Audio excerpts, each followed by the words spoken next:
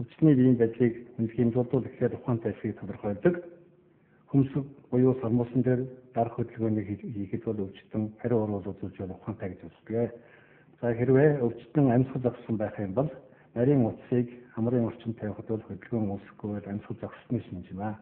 Үүний дараа өвчтний амыг ангайлгаж хүзүү баг зэрэг дийлэн амьсгалын замыг шулуун болгосны дараа амны хөндийг нээж гадны бит байгаа эсхийг шалгаж хэрвээ гадны бит байвал түүнийг арчиж цэвэрлэдэг. Үүний дараа аман дээр хамгаалалт тавиад ам буюу ам хамраар 2 удаа зохиомжтой амьсгал хийж үзэхэд сээжний хөдөлгөөн байхгүй амьсгалын доод зам саатай байсны шинж юм аа.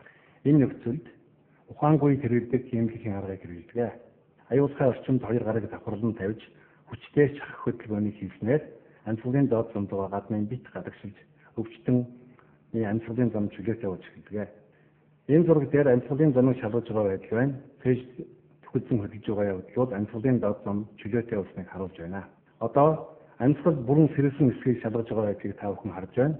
Хамрын орчинд нарийн утсыг тавьж үзүүлэхэд бол агаарын урсгал хөдөлгөөнд орж өвчтөн амьсгалж байгаагийн шинжийг илэрхийлж байна.